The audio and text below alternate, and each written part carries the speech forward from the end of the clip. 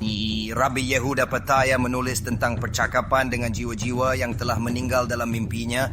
Mereka memohon agar beliau menemukan seseorang untuk mengucapkan Kaddish bagi mereka sehingga dapat keluar dari Gehinom. Apa yang terjadi pada jiwa orang yang telah meninggal yang kita doakan? Kami melakukan sebuah cidush hari ini dengan seorang teman baru yang terhormat, Adam. Dia mulai tesyuva dan belajar Torah setelah dikirim ke syiur saya dipicu kematian ayahnya. Situasinya kompleks. Dia bertanya melalui teman tentang Kaddish, doa pujian untuk kerabat. Haruskah dia mengucapkannya? Bisakah dia melakukannya dengan benar? Atau tidak mengucapkannya?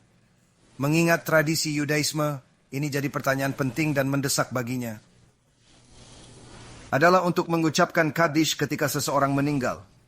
Dan alasannya adalah karena ketika seseorang mengucapkan Kaddish, itu mengangkat jiwa orang yang meninggal. Kaddish adalah cara mensucikan nama Hashem, memuliakannya.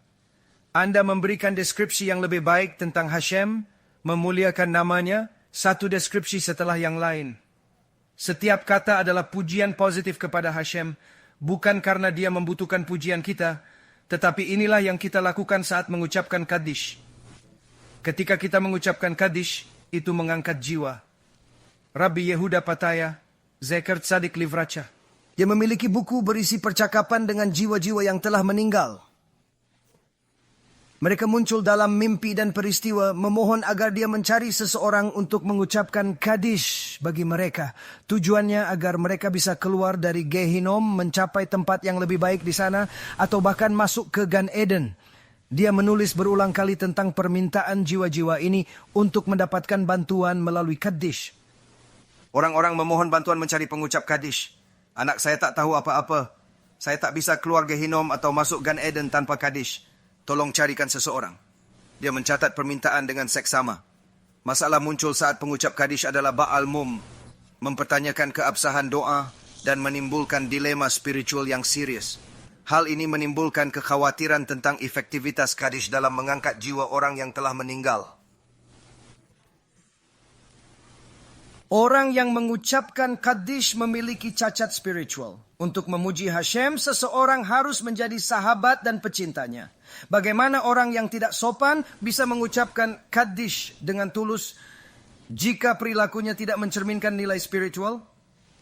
Ini menunjukkan pentingnya integritas dalam ibadah. Tanpa keselarasan hati, pikiran, dan tindakan, doa menjadi hampa.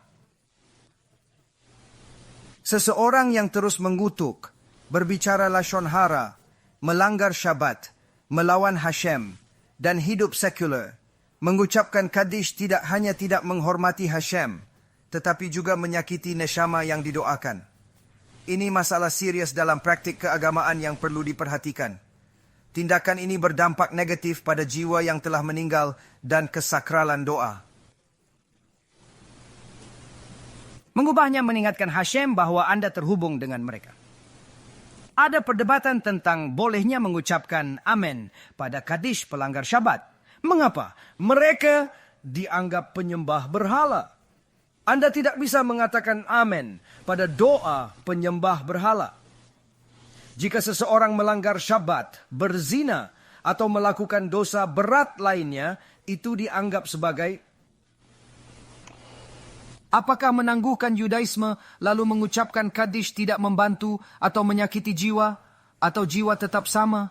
Sebaliknya, jika seseorang melakukan teshuva, mulai memelihara syabat, belajar Torah, dan berusaha, mereka melakukan sesuatu. Mereka tidak perlu menjadi Avraham Avinu untuk mengucapkan Kaddish jika setidaknya berusaha menjadi lebih baik. Kaddish Anda dapat mengangkat jiwa dan membawa seseorang dari Gehinom ke Gan Eden. Anda dapat mengeluarkan seseorang dari Gehinom dengan banyak mitzvot dan kebajikan. Namun, tidak cukup hanya mengucapkan Kaddish. Anda harus melakukan lebih. Lakukan mitzvot untuk menghormati mereka. Bantu orang lain melakukan teshuva demi mereka. Ini adalah salah satu hal yang sering ditanyakan orang kepada saya mengenai hal-hal tertentu. Dosa sangat sulit untuk diperbaiki. Contohnya pemborosan benih yang sering dibicarakan. Bagaimana cara memperbaikinya setelah terjadi? Benih sudah terbuang dan tidak mungkin dikembalikan lagi. Orang yang membuang benih bahkan dianggap sebagai pembunuh di Syamaim. Jadi, bagaimana kita bisa membalikkan tindakan pembunuhan seperti itu? Anda tidak dapat mengembalikan nesamot tersebut. Ada beberapa hal yang harus dilakukan oleh seseorang yang telah menyia-nyiakan benih. Pertama, memberi sedekah setiap kali menyia-nyiakan benih setara 84 puasa. Ini berarti memberikan banyak sedekah seumur hidup. Kedua, mempelajari Torah secara serius yang merupakan kombinasi musar dan gemara. Jenis Torah yang membuat Anda berubah bukan jenis Torah yang membuat Anda merasa senang. Jenis Torah yang sedikit mencubit hati Anda dan membuat Anda menyadari bahwa Anda bukanlah Moshe Rabbeinu. Belajar Torah sulit itu penting tapi belum cukup. Mengapa?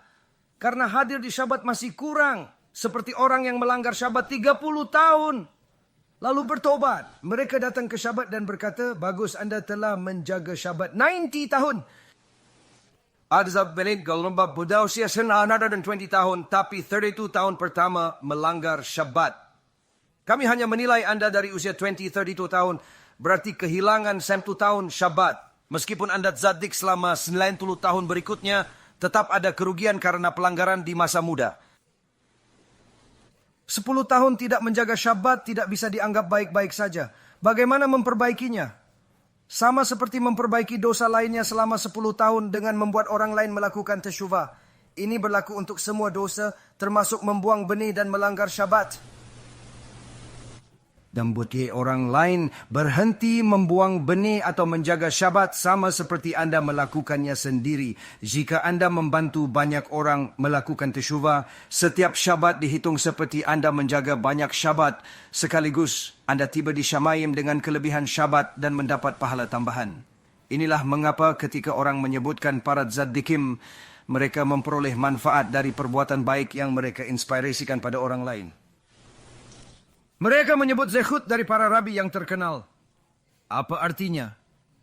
Mereka memiliki surplus mitzvot, kelebihan perbuatan baik.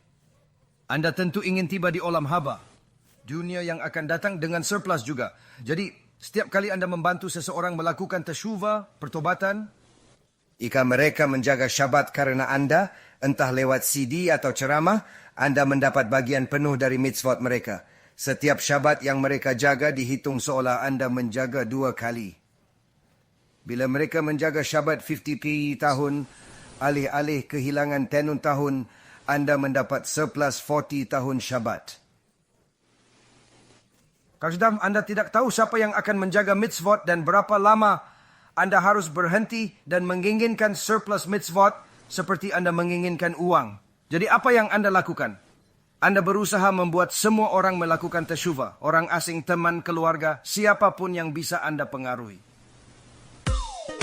Investasi terbesar adalah menginvestasikan dalam kirub. Saya mendesak Anda membuka hati dan dompet untuk mendukung tujuan ini dengan berdonasi.